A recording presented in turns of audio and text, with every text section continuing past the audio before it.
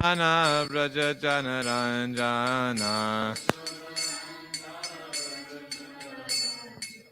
Yashodanandana Braja Janaranjana Raunatira Vanachari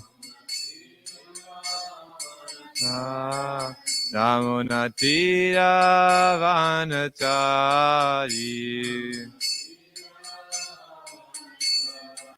Jaya Radha Madhava Kunjabihari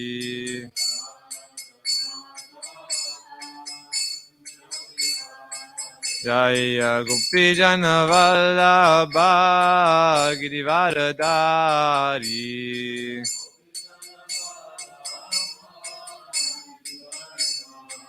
Jaya Gopijana Vallabha Girivaradari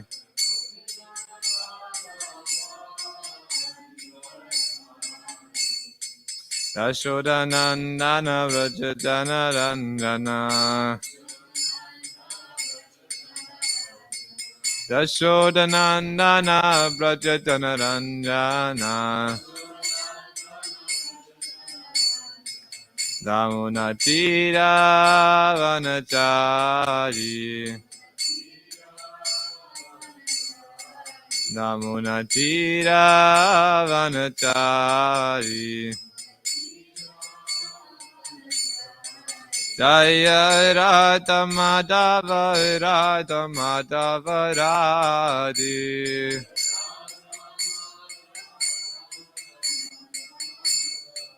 Jaya Radha Madhava Radha Madhava Radhe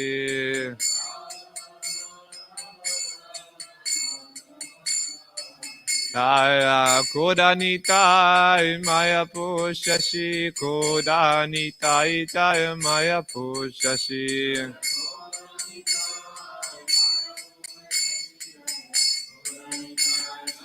Jai Jaya Prabhupada Jai Prabhupada Prabhupada Jai Jai Prabhupada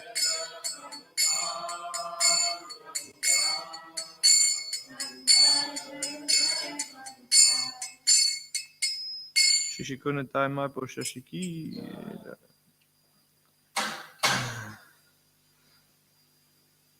Continue reading from Srila Prabhupada Lilamrita. The marker is now on the final. This is quite transcendental. I think Prabhupada wants us to hear the same chapter repeatedly for the last 6 months. But we'll read from the chapter the marker is. So this is describing Prabhupada on a morning walk. This is the last instruction. Along the way, he and his disciples were joined by Dr. Patel in white shirts and pants, and several of his friends, mostly doctors and lawyers. Suddenly Prabhupada spoke. There's a very big conspiracy against us. By the church, guessed Dr. Patel. Not by the church, said Prabhupada. By the society? Prabhupada uttered a thoughtful, then added, now they are determined to cut down this movement. He didn't give any details, and neither Dr. Patel nor the others could fully draw out what was on his mind. Whatever it was, said Dr. Patel, no conspiracy against Krishna consciousness could take place in India. I wanted to start this movement in India, Prabhupada replied. I requested so many friends, give me just one son. But nobody agreed. They said, Swamiji, what will be the benefit by this if I make my son a Vaishnava or a Brahmana? They do not give much importance to the movement. They are planning how to stop this movement in so many ways. Always a faithful Indophile, Dr. Patel replied. The Americans are always like that, always making propaganda. There is good and bad in every place, said Prabhupada. Krishna says, Manushyanam sahasreshu. Out of thousands of persons, hardly one is interested in perfecting his life. This is Kali Yuga. About 5 minutes before 7, Srila Prabhupada left the beach and walked back to Hare Krishna land. As he approached, he saw the massive tower of the ISKCON Hotel and the even taller and grander temple domes. The buildings were unfinished, but most of the construction had been done. The temple domes still had to be covered with marble. and all the buildings needed numerous finishing touches. Prabhupada was anticipating the opening, but the construction head, Shiravi Maharaj, spoke of delays. The opening date therefore remained indefinite. Jai Shri Prabhupada ki. Om Namo Bhagavate Vasudevaya. Om Namo Bhagavate Vasudevaya. Om Namo Bhagavate Vasudevaya. From Grant Rashna Bhagavatam, Canto 7, Chapter 2, Text 48. Vitata biniveshoyam. Vitata biniveshoyam. Yadgune shvatadrigvacha. Yadgune shvatadrigvacha. Yata manorata swapna. Yata manorata swapna. Sarvamaindriya kamrisha.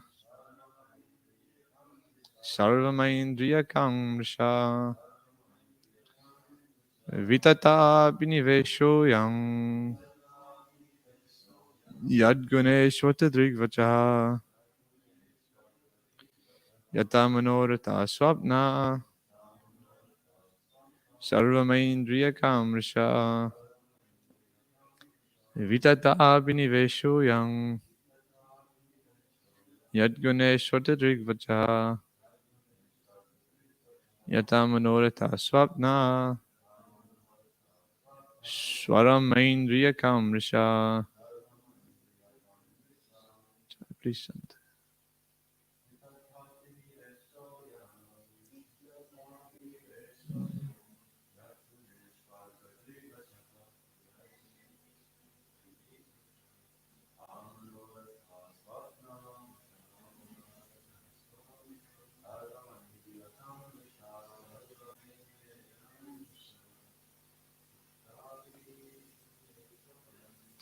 Abhini Sonya.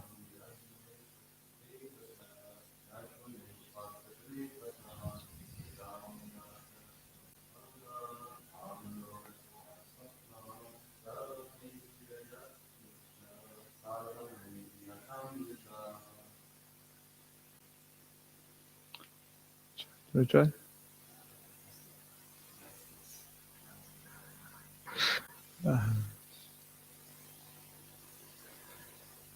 Vitata, fruitless.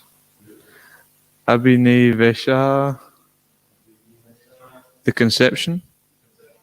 I am this, yet, which, Ganeshu, in the modes of material nature. Artha, as a fact. Drigvachaha, the seeing and talking of. Yata, just as. Manorataha, a mental concoction. Daydream. Swapnaha, a dream. Sarvam, everything. Aindriyakam, produced by the senses. Mrisha, false. Translation Prabhupada by His Divine Grace, A.C. Bhaktivedanta Swami Srila Prabhupada ki. It is fruitless to see and talk of the material modes of nature and the resultant so-called happiness and distress as if they were factual. When the mind wanders during the day and a man begins to think himself extremely important, or when he dreams at night and sees a beautiful woman enjoying with him, these are merely false dreams. Similarly, the happiness and distress caused by the material senses should be understood to be meaningless. Purport. The happiness and distress derived from the activities of the material senses are not actual happiness and distress. Therefore, the Bhagavad Gita speaks of happiness that is transcendental to the material conception of life. Sukham adchantikam yatad buddhigrayam atindriyam. When our senses are purified of material contamination, they become engaged in the service of the master of the senses, Rishikesh. one can derive real transcendental pleasure. Whatever distress or happiness we manufacture by mental concoction through the subtle mind has no reality, but is simply a mental concoction. One should therefore not imagine so-called happiness through mental concoction. Rather, the best course is to engage the mind in the service of the Lord Rishikesh and thus feel real blissful life. There is a Vedic statement, Apama Suman Amrita Abhuma Apsarubhyar Viharama, with reference to such a conception. One wants to go to the heavenly planets to enjoy with the young girls there and drink somaras.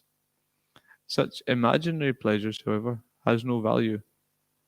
As confirmed in Bhagavad Gita 7.23, Antavattu palam tesham tadbhavat chalpamedasham.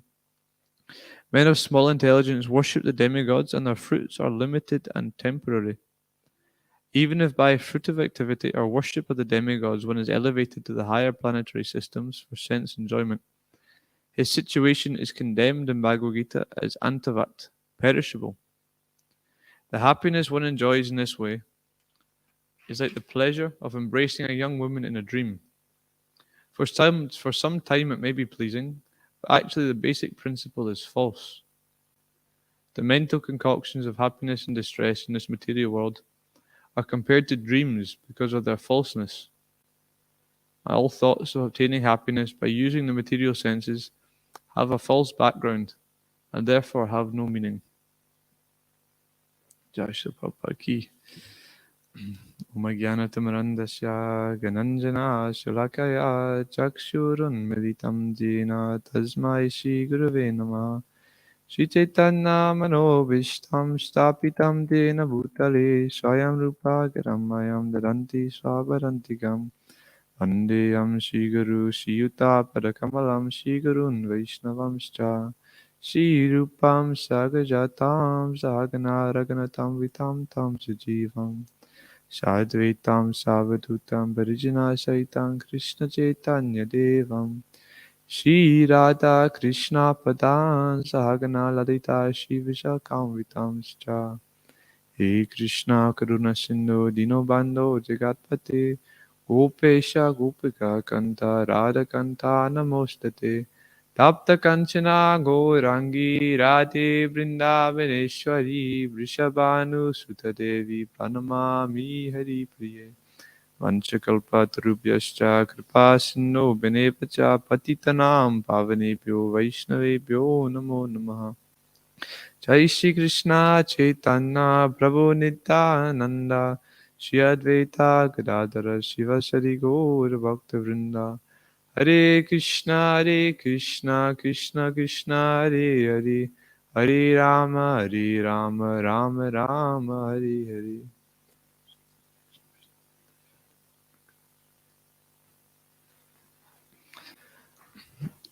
Hare Krishna, dear devotees. I'm humbly seeking for your blessings. Here and together we can enter into the nectar of Srimad Bhagavatam. It's very interesting, actually. I was just reading this morning Chaitanya Charitamrita, and Krishnadas Kaviraj Goswami, the author. He's immensely humble. This is his qualification for writing the Chaitanya Charitamrita. He's immensely humble, and he has the blessings of all the senior Vaishnavas who want him to write these pastimes of Lord Chaitanya. And he also gets the mercy of Madan Gopal, or Madan Mohan, one of the deities in Vrindavan. And so before he writes and after he writes, he's offering his respects unto all the senior Vaishnavas. And he's saying, I offer my respects unto all the readers of this literature as well. It's very, very interesting because we can read this, and he's offering our respects to us. It's just immense humility. That, and he says, whoever reads this narration, then personally I will wash their feet and drink that water. But this is his qualification for being able to be a via medium for describing the pastimes of Lord Chaitanya, because the pastimes of Krishna, of Lord Chaitanya, they're They're fully alive. There's not something anybody can encapsulate simply by using material words and sounds. The only way we can attempt to write them down is to have the blessings of the Vaishnavas, and that comes about through humility. As well, the beginning of the Srimad Bhagavatam, the Srimad Bhagavatam is a conversation. Shuta Goswami is sitting in an assembly of sages. Maybe there's a... Well, actually, here we have Shukadev Goswami, sages at the bank of the Ganges. But like this, and they're glorifying the speaker. They say that you have, because of your gentle nature and your humility, you've received the blessings of your spiritual master. Therefore, the purports, the conclusions of the Vedic literature, they've been revealed to you. Therefore, you can share them with us. So in that way, I humbly need the blessings of the senior Vaishnavas that we may be able to speak something that's pleasing to the deities, as Srila Prabhupada, and useful in our spiritual lives. So this is quite a powerful verse, actually. Again, we're continuing. Yamaraj is giving more instructions, or Hiranyakashipu is giving more instructions by telling this pastime of Yamaraj. And it's giving a very stark and clear account of material nature and so-called material happiness. It said, similar, the happiness and distress caused by the material senses should be understood to be meaningless. And then elsewhere in the purport is describing it as false. Actually the basic principle is false. The mental concoctions of happiness and distress in this material world are compared to dreams because of their falseness. And so ultimately we have to understand why it is that they are false. Because it feels like we are experiencing some happiness and some distress. You're in a place which is very cold, your body feels some discomfort. If it's too hot, there's some discomfort. And similarly, we as devotees, we take into account these things. We try and make our material situation comfortable so that we can actually practice devotional service. We make sure that if we go out on Sankirtan during the winter, we get a big jacket and some warm prasadam, to help us in this way. And there's some happiness there, but ultimately, if the happiness is simply after material things, then it's temporary, and it's sort of spiritual mathematics. You take something nice and then you add a temporary aspect to it, then then ultimately there's some sufferings there as well. It's described in the Bhagavad Gita. Brahma Bhuta Prasanatma Nasochati Nakangsuti. That when we come to the platform, realizing that we're actually spirit soul, we're not this body, realizing that we're an eternal servant of Krishna, then Nasochati Nakangsuti, we lament for nothing and we hanker after nothing.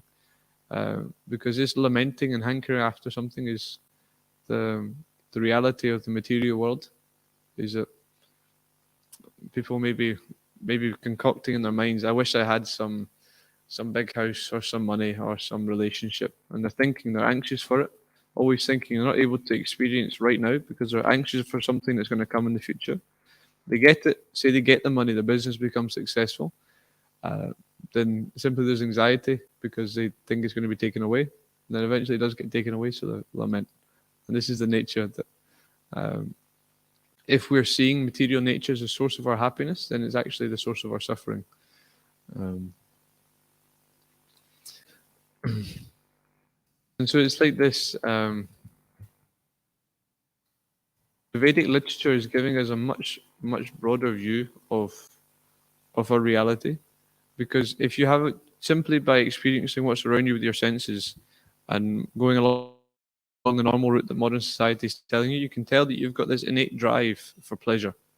You can look around, everybody is being directed towards some sort of enjoyment, whether it's the ant trying to find a little grain of sugar, or a human being, taking different intoxication or going on holiday or getting wealth, etc.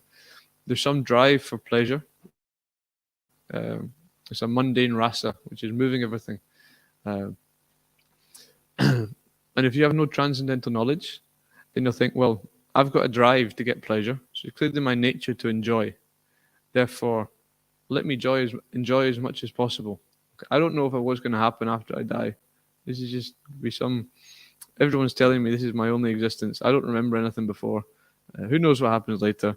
So that's for someone else to worry about. So why don't I just try and seek and soak up as much enjoyment from this temporary existence as possible? And people often talk about the phrase, I'm not here for a long time, I'm here for a good time. It's like we have this underlying fear that, okay, this existence will be cut short, be it in 10 years, 20 years, 50 years' time, but it's going to be cut short at some point. We don't want to think about that, but let us just soak up as much enjoyment now. Then maybe if you're a little bit more smart, you might think, well, okay, if I withhold some of that enjoyment, if I do some studying, or if I, put an investment into a mortgage or something, then I'll be able to enjoy. But it's just you're delaying the enjoyment. That's all it is. It's just slightly more long-term thinking that, okay, if I get a degree, then I'll get a better job, so I've got more money, so I can enjoy, or people will respect me, or I'll have a house. Whereas other people are just more short-term, just right now, I need to enjoy. But the basic mentality is there, and it's all because of lack of knowledge. Avidya. We don't know what's right and what's wrong. No actual understanding. It's like you get some like a new TV or DVD player or something, and you're not read the instruction manual, got no idea what it actually does. And you can't even work out what the purpose of it is. And then so you just imagine you get, maybe it's a DVD player, and you don't know what DVDs are. You don't know that you're supposed to use it to watch movies, etc. And so you just got a remote and you got some batteries and you got a plug and you put it in, and you're trying to put things in different places, and then you don't know what the purpose of it is. And eventually you can make it to make a noise. You go, okay, that must be it. You're not read the instruction man, you don't know the purpose. So that the Vedas, these literatures, these are giving us the purpose and the instructions for how we should actually live our lives. It's telling us, beyond all this material happiness and distress, there's actual real happiness, and we should strive for that. Anandamaya Vyasat. It's like there's different in sports, like say for instance in football, there's different leagues. There's one nice analogy I heard. So you think they could perhaps be the top in their particular league, whether it's I'm not a football fan, but it's like first division. This is like quite good, but not the best. So if you think that's all in all, then you'll be first in your league, and you'll be satisfied. Whereas someone could be a bit below you, and you're thinking, well, I'm better than them. Similarly, we've got material happiness. We think, well, my material happiness is better than all these other people's, so I'm doing the best. But it's because we're limited in knowledge. Whereas this transcendental knowledge is telling you, actually, no, there's a whole league above. The Premier League, these people are miles above you. And until you actually go to that level, then you're just on a very temporary, low platform. So that's why we need the spiritual vision to make us appreciate the much bigger picture. And that's what the spiritual master is for. Om Jnana Tamarandasya Gyananjana Sharakaya Chakshurun Militam Jena Tasmai Shri Gurave Namaha. That we're born in the darkness of ignorance. When you're born, you don't know anything, and so you accumulate knowledge. You have maybe some previous impressions, etc., from previous lives, but all your material knowledge has to be again given to you, and then ultimately it's by the mercy of the spiritual master that we get transcendental knowledge. Gyaninas Tattva. That it's only when there's a self-realized soul who can actually see the truth, he can then tell us what the situation is.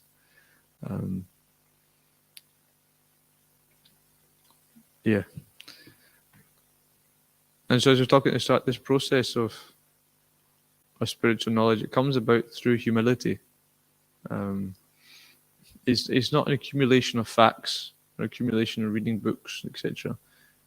Reading the books is important, but they have to be done in the right mindset. It has to be done in a mood of submissive inquiry and a real eagerness and interest to learn. And it's very interesting. If you ever get the opportunity to teach someone anything, I may have talked before that I should sometimes teach some people piano. I used to play a lot of piano, and you can have someone, they can be very, very unqualified, like completely uncoordinated, but if they're eager to learn and they're humble, and they're willing to actually do what you tell them to, without thinking that they themselves know, it's a pleasure to teach them, and you want to teach them. You want to give this knowledge to them. Whereas you can get someone who might be very qualified, they may have actually tried to learn themselves beforehand, watched like many different YouTube videos and read some books, and they think they're quite good. And so you're trying to show them, they're saying, actually, I can do it this way. I don't need that. Or quite often when you teach someone a musical instrument and they've already played it for some time, what you're doing is basically unteaching them everything that all the bad habits that they've got up to this far. They try and work it out themselves, and whatever instrument it is, you'll see people, they play piano and they're doing the fingers all the wrong way, and so they can get by on the first couple of stages, but they won't be able to progress to a higher level because they got the technique is just completely wrong. So similarly in spiritual life, it's like this: that if we're humble, if we're submissive, and we're eager to learn and willing to take on the advice and the instructions that are given to us by the spiritual master, and the spiritual master, comes in many different forms. We get shiksha from many different people. Then people are very, very willing to actually give this knowledge to us. They give us our blessings as well. Whereas if we sort of have a conception that actually, no, I think I know actually what's best for me already, then it's like that we get stuck at a particular stage. Because this process of Krishna consciousness is we're simply trying to acquire blessings. That we have no qualification, but if we can somehow or other touch the heart of a pure devotee, then this is a great opportunity. And the pure devotees are very merciful. This is why great emphasis is placed upon the instruction of the spiritual master. It's said that we can serve the spiritual master in two ways. We can serve him physically in his form, his vapu. But greater than this is actually to serve his instructions. And by serving the instructions, we become very strongly connected to the spiritual master. It's very interesting. Again, I was reading today towards the Chaitanya Charitamrita deals with the entire life of Chaitanya Mahaprabhu. Talks about his before he comes, why he comes, his birth, his childhood pastimes. Then it's all in the Adi Lila. Then the Madhya Lila is talking about his middle pastimes, and then the Antya Lila is talking about his final years, his intense moods of separation. But it doesn't really mention about what happens when he departs from the world, or what happens afterwards. And some reasons are given by different Vaishnavas as to why this is not particularly mentioned. And Krishna Das Kaviraj, he's writing in the book that he's getting old, he doesn't know how long he's going to last, he doesn't want the book to grow in so much volume. And also he's suffering so much in separation already. For him to have to write down about Lord Chaitanya leaving, supposedly departing from the world, etc., it would be too much for him. It would be too much. This is one reason it's given. But there's also interesting, the final chapter of the Ajya Lila. Does anyone know what the final chapter of the Ajya Lila deals with? Ajya, Antya Lila. Shikshastakam prayers. So these are the 8 instructions given by Chaitanya Mahaprabhu. The only actual things he wrote down with his own hand. He gave these instructions, which are giving the complete essence of Krishna consciousness. From all the different stages, has taken us ultimately from glorification of the holy name, sadhana bhakti, bhava bhakti, and prema bhakti, in an intense mood of separation. And so it's described. One of the reasons that Krishna Das Kaviraj Goswami didn't elaborately explain about the departure of Mahaprabhu is because Mahaprabhu, in one sense, never left because he gave us his instructions. Because Mahaprabhu is in the heart and he's always there. But he gave these instructions, and by serving these instructions, Shikshastakam, we're associating directly with Mahaprabhu. This is the potency of the instructions of the spiritual master. Um, and Prabhupada writes, he writes it twice actually. I was reading, it's in the Bhagavad Gita, in the fourth chapter. He says, the secret of success in spiritual life is satisfaction of the self-realized spiritual master. Very powerful statement. Then he repeats it. I know Prabhupada doesn't often repeat statements like this, but he repeats it and he adds a little bit. It's in the first canto of the Bhagavatam, the first chapter, and he says, the secret of success in spiritual life is satisfaction of the self-realized spiritual master and receiving his sincere blessings. So he elaborates. This is what happens is when we satisfy, we touch the heart. When we touch the heart of a self-realized spiritual master, pure devotee of the Lord, who has so much spiritual credit, they've already got a relationship with Krishna, then we touch their heart by satisfying them. We satisfy them by serving their instructions. Then we receive their sincere blessings. And these blessings are what actually impel us upon the path of devotional service. We sing in the morning, Yasya Prasadam Bhagavat Prasado, that without the blessings of the spiritual master, we cannot get the blessings of Krishna. Prabhupada sometimes translates this, because the second part is, without receiving the blessings of the spiritual master, then we cannot get the blessings of Krishna. Prabhupada sometimes translates the second part. He says, without the spiritual blessings of the spiritual master, there'll simply be havoc and disruption in our spiritual life. And therefore, this is our barometer. We think, well, am I thriving in spiritual life? Or simply, am I serving? Am I satisfying the spiritual master?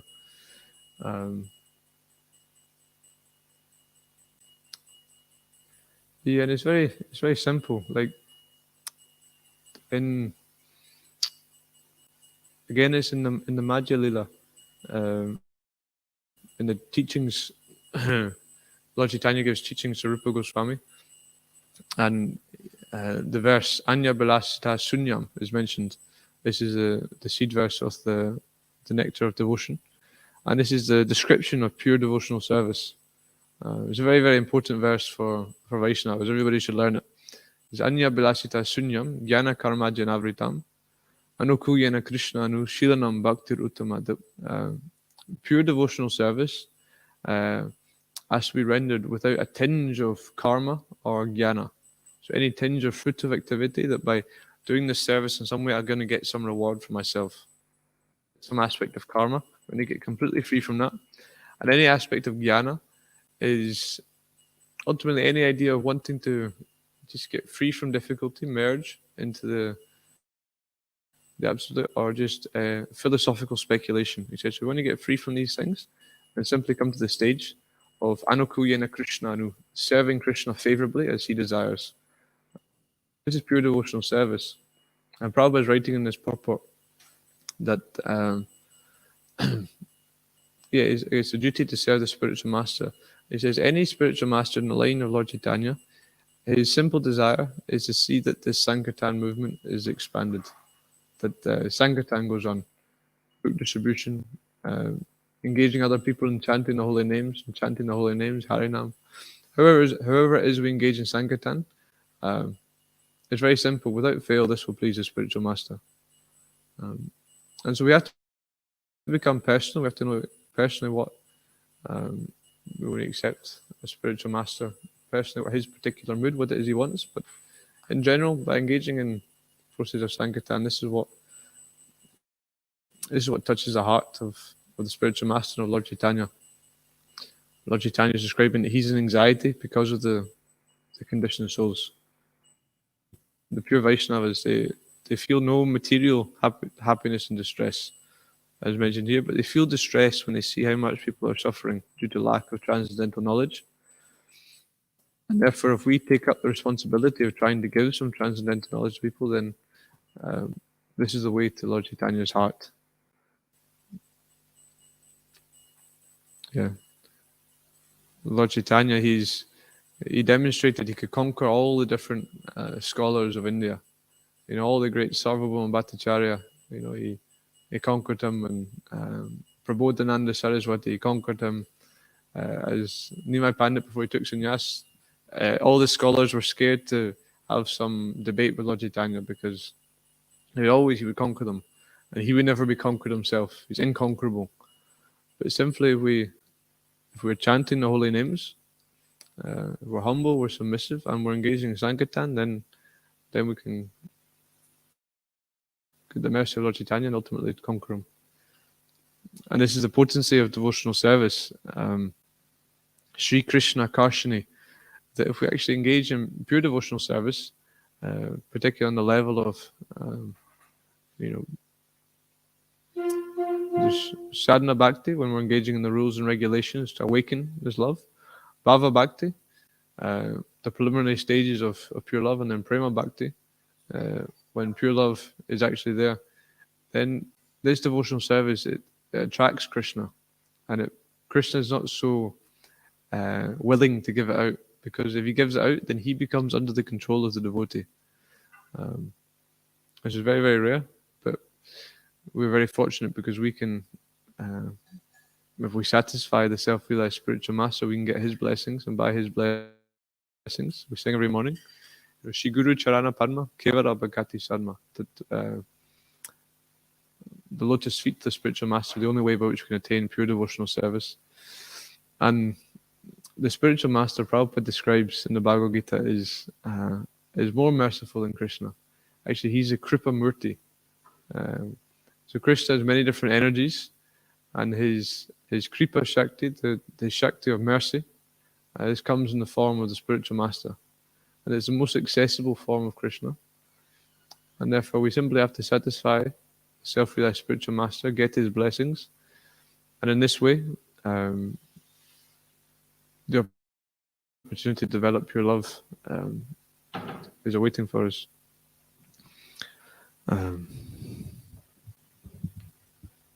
So in this way, the temporary pleasures of this world, which are compared here to like a dream. You may see a beautiful woman in a dream and try and enjoy with her. These things are completely temporary. If you have no understanding of what it is that's waiting for us, what our true purpose is, then you'll cling on to that dream because it's your only source of pleasure. You're desperate for something, and then so you wake up and you try and go back to sleep to enjoy the same dream. It's called phantasmagoria. It's described actually in the Bible. It's called grasping at smoke. The smoke takes a particular form, and you think there's something there which you can enjoy, and you're grasping at it, and as you grasp it, it slips through your fingers. And that's the nature of material happiness. But because we don't have any knowledge, that's all we know. So we're trying to get that. But if we receive knowledge that there is something much greater, that we're not these bodies, we're eternal servants of Krishna, we exist in a loving relationship with him, then naturally we can forgo these material phantasmagoria, temporary, Prabhupada says, ephemeral pleasures. They're sort of shining in the wind, will-o'-the-wisp. These, and therefore this is a necessity to develop knowledge.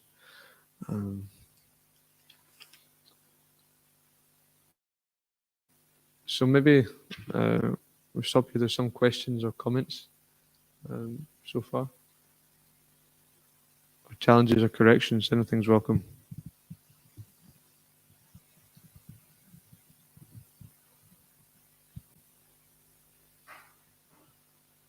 Ready yourself. Oh.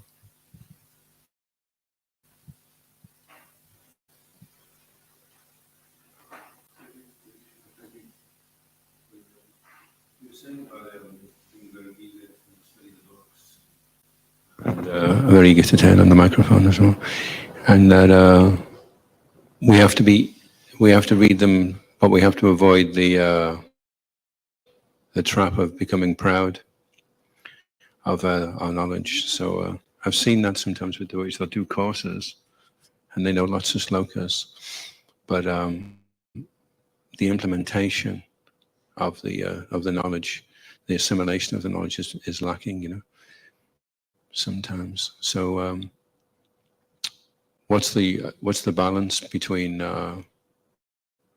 becoming too self-indulgent with study to the point of neglecting what's going on around you and not taking the initiative, or becoming so kind of like concerned with being the doer and thinking you're in charge of everything that you neglect, the and just as a side comment, you can still answer the question, but a side comment, Shiva Ramash did a book called Shuddhabhakti Chintamani, and toward the end he said the challenge in ISKCON is, can you balance the institutional demands with the cultivation of your own inner spiritual development? That's the challenge. Yeah, thank you very much for the. Personally, I'm just realizing that you have to take personal responsibility. You can't. In one sense, we take shelter of an institution, but we also have to prioritize our own spiritual life and realize that we are the ones who are ultimately responsible for that. No one else can chant your japa for you. You have to chant. You have to read. You have to know what nourishes you. And different people, they get nourishment in different ways. Some people just need to get absorbed in kirtan, and that's just desperate for. Other people, it comes in different forms. But this process of spiritual knowledge, of reading the books, we read the books in a mood of service. Prabhupada wanted us to read the books. It's not so much that we learn certain things, many shlokas and like this, but it's like, reading is service. Chanting is service. It's not the way by lifting heavy boxes and painting walls that is only service. No, service is getting absorbed, and if we're absorbed in Krishna Katha, then we can actually do the rest of our service in the right mood. It's very interesting. Like, when Prabhupada was installing deities in New Vrindavan, Radhanath Swami shares his pastime. He's ecstatic. Prabhupada installs the deities are beautiful. Everyone's completely in love with the deities, etc. And Prabhupada says, but if you do not properly have good chanting and hearing, then over time, the worship of these deities will simply become a burden.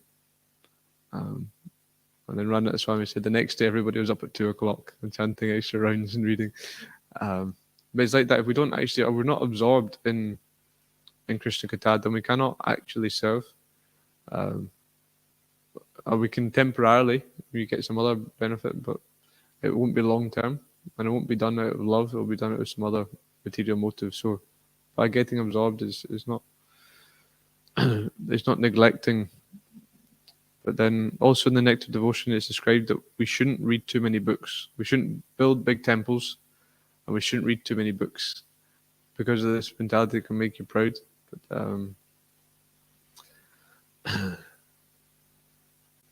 But yeah, I guess if it's an internal thing, knowing that it pleases Srila Prabhupada, we study his books. And if it's ultimately in a mood of service, but perhaps I'd like to hear your thoughts, Prabhu, how to balance this.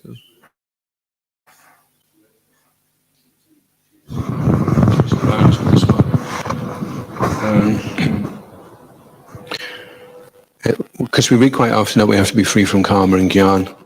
So we think, oh, that's fine, then I'm not a karmi, I'm not a jnani. But jnani is one who likes to accumulate knowledge, and his main purpose is to become carefree. He wants to be free of anxiety. And that's a pollutant in pure devotional service. Pure devotional service is that you're prepared to take the initiative, which quite often means taking on anxiety, seeing that, there's a bit of rubbish over there, or the bin needs emptying, or that's broken, rather than just being oblivious to your surroundings and thinking, as long as I'm peaceful, that's the main thing. So that's Gyan. That's how Gyan infiltrates. Because Gyan, we already have Gyan, we're just not aware of that. That we have this desire to be carefree. That's why intoxication and all types of diversions are there for people to try and take their mind away from it, And then there's the Bhajananandi as well. He becomes more interested in his own salvation.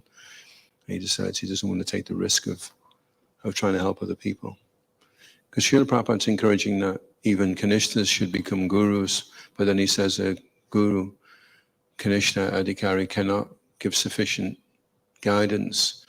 So if you are a Kanishta and you'd like to be an Uttama, then the quickest way to do that is to become a guru. So they're like of all the people that are works in progress, those that have taken on the responsibility of trying to help other people in their spiritual lives, whether they're dikshas or shikshas, are making more advancement than anybody else, or making quicker advancement than anybody else.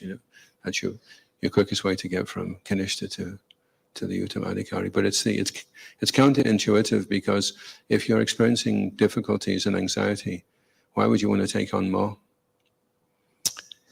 You would use the knowledge to try and relieve yourself of potential threats to your space and comfort zone. But all that would actually do is increase your anxiety. So it's counterproductive. It takes some time to, it reminds me of when you're shaving up and you're looking in the mirror, you have to learn how to use the left hand. And at first it's not coordinated, it's going the opposite way. And then you start learning how to, when you move it like this, it's going to go the opposite direction, and then you get used to it. So Krishna consciousness like that, it's counterintuitive, because we are by nature self-serving, and then to give that up is actually how we'll serve ourselves better. But it's something that we reject initially. It's just our default, a knee-jerk reaction as well. This is going to be a hassle. I'm getting out of this. I'm getting away from this. Don't put responsibility on me. It's just going to make me depressed. And responsibility is an interesting word, because it's the ability to respond. So you depersonalize yourself. The more you shirk responsibility and don't want to be accountable, the more you're losing your personality, your ability to respond. I've heard as well that the advanced devotees, they relish stress and anxiety in the service of Krishna. And Mother Yashoda is in anxiety. Yeah. And Prabhupada, many example, like when he the different fight to get the Juhu temple, he enjoyed the fight. So much hassle, etc. Is this something that comes about after a stage of realization, or simply by engaging in lots of anxiety for Krishna, then naturally you just like a taste for it? I've just been reading that story in Chasing Rhinos with Mr. Nair, and Prabhupada says, that was a good battle. He said, but actually it was just a temporary diversion. The real challenge is, how do we overcome anger, lust, and greed?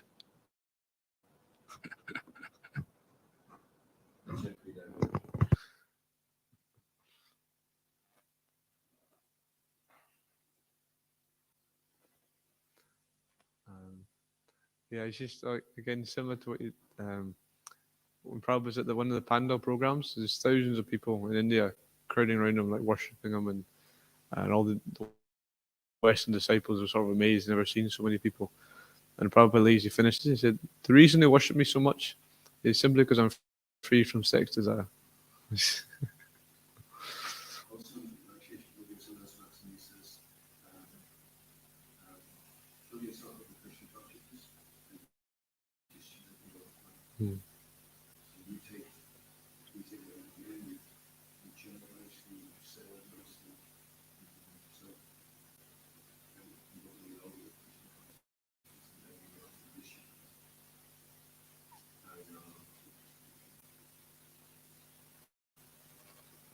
Yeah, you can't give from an empty cup.